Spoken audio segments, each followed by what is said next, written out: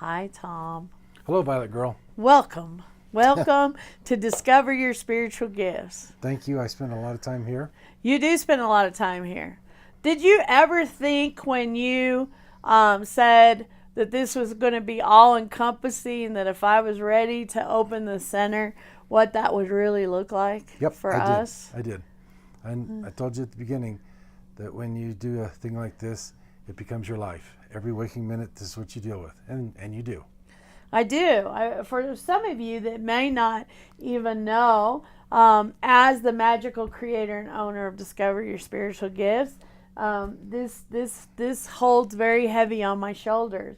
And there's been many a day when staff couldn't come in or people canceled and couldn't be here that Tom and I got to drive in and be here. On snow days, we've been here and opened up. We've done a lot to make sure the center has coverage and that we're here. But it is our business, and we take responsibility for our business.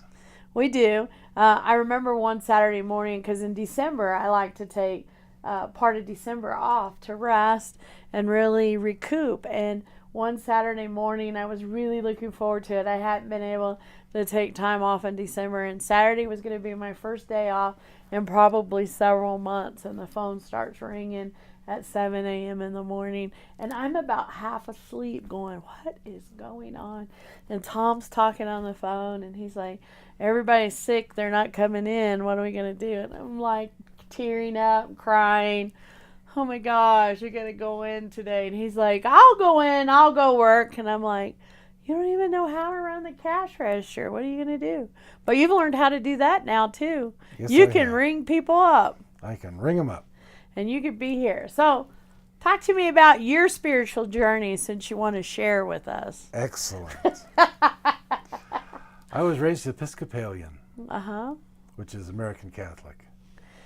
And as I was growing up, going to church with my parents, becoming increasingly bored with it as I got older, at about 17, I was talking to the priest, and I had a question I thought would show him the Bible was all wrong, because it was scientifically based. And I asked him the question, and he gave me a crappy answer, and I told him you're wrong because of this, and he just got frustrated, looked at me and said, you're supposed to take it on faith.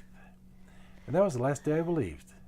That's when I say I became a born-again atheist, and been that way ever since. I only have one belly button, though, even though I was born twice.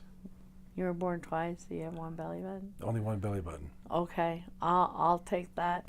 So how do you live with someone like me?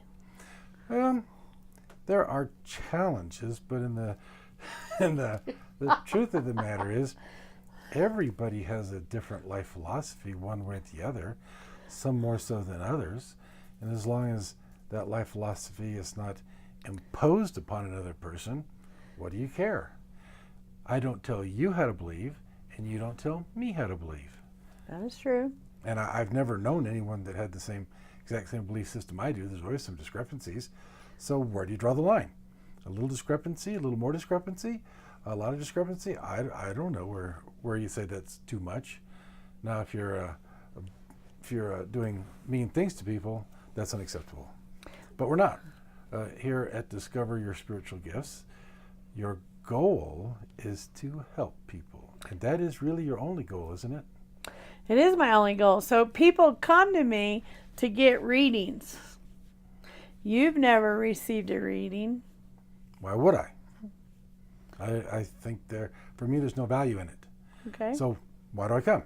But wait a minute now. That doesn't mean there isn't value to somebody else. I don't need to get counsel from most people to get through life. If I do, I might go to a specialist, a lawyer, a doctor, and they can answer specific questions for me. That's all good. Other people want different kinds of questions answered, and this might be the place for them. They might come here to talk about some personal problem they have or issue with a friend or family member, and you might be able to give them some valuable advice. So would you recommend me to somebody else? I would recommend you to somebody else for specific things that they might want, and I would do that not for the reasons you would say. I would do that because you have 2 master's degrees in HR. You've worked as a HR manager at many places, and you have received a lot of experience and training in how to help people that are having issues. And you will disagree with me, but I believe that training has helped you dramatically here. You're an intelligent person, so you're able to solve problems. You've solved a lot of these problems already. So when a new one shows up, you say, I have seen this before, and I know what solution works. So I will share that with this person. They love it. They love it. Here's a case in point of one of the things you've done. There was a young girl about 12 years old that was having some anxiety issues because her parents were getting a divorce, and like most divorces, it was ugly.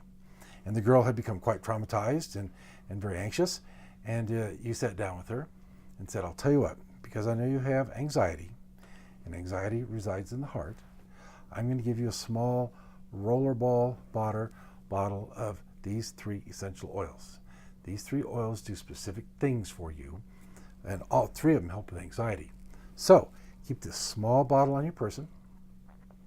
When you feel anxiety, I want you to rub that rollerball on your heart, then rub the oil into your heart, and think about how you are getting rid of this anxiety, letting it flow through you and not bother you.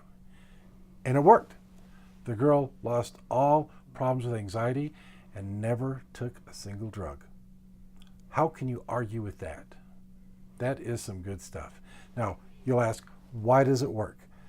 What would you say did it? The oils in the bottle are what did it. And you would say it was the power of suggestion by an authority figure. The fact that they had 2 things. They had a tangible thing, the rollerball with oils in them, and they had the act of rubbing it on. They get the smell of that to reinforce all these feelings. And we already have the fundamental belief that this is going to help with the anxiety. And because they believe it does, it does. Don't care anymore past that. We have taken care of a child. No drugs, no side effect. We're good to go. So here's what you and I will agree on. We agree on the starting place. Yes, we do. We agree on how it's going to end. Yes, we do. But we don't necessarily agree on what happens in the middle. Don't care. Right? Does that even matter? Well, there is some truth to that. Does it really matter if we get to the end point of what we're trying to do? Does it matter how we get there as long as we solve or get there? That is very, very true. The actions you had taken, I could have easily taken as well. Saying things, giving you the rollerball, all that stuff. I could have easily done that. The only place we disagree is the mechanism of how it worked. And that is true. That is true. I am very spiritual. For those that don't know me, I am super spiritual. I talk to guides. I see angels. I have dragons in my life. I see things that Tom don't see. I see and have conversations with Jesus Christ, Saint Germain, Kuan Yin, all of those. I see them just as I see you, right? So I see guides and I work with them. And so I tell him sometimes, my guides told me this, my guides told me that. So one morning as we're getting ready, he comes into the bathroom to tell me what his guides told him. Yes, I did. I looked at Violet and said, guess what, Violet? Last night, my guides came to me in my sleep.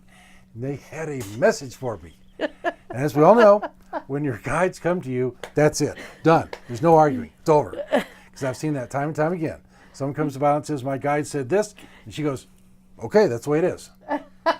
This time, I turn to Violet and say, my guides came to me and said, you should franchise the business and we need to have more sex. She paused, looked at me and said, your guides are wrong. Turned around and walked out. Now, how can that be? I love you, honey. I hope so. We just get there in a different way, but I truly honor you taking this journey with me. There are not a lot of people out there that would sign up for something that they didn't totally believe in. And what I can tell you here, and what I can say on behalf of myself and the people that work in the center, we would not be here if it wasn't for Tom. And he's very supportive of each and every one of us and what we do to the fact that he agrees we all get to the same endpoint. He may not agree with what we think we do as we get there. But thank you for that, and thank you for always being supportive of the center and being here. Happy to be here. The one thing that we both agree on is this is not modern medicine. If you have a medical issue, don't come here. That's not what this place is about. We don't set broken bones. We don't cure disease. No.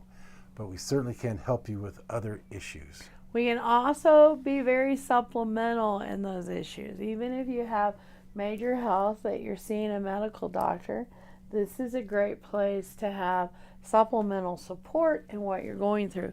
Just like the counselors we have in the building that are licensed therapists that are doing their job, they also see us as a good support for the work they're doing. Don't just come to us. You need to see a medical professional or a licensed therapist, but we can definitely offer help along the way and support as you're getting treatments. Help and support, exactly right. Okay, so thank you so much. Thank you for watching and being quite humorous with us. We hope to see you soon at Discover Your Spiritual Gifts. Discover connection, awaken sacredness, become empowered. Come experience the difference at Discover Your Spiritual Gifts.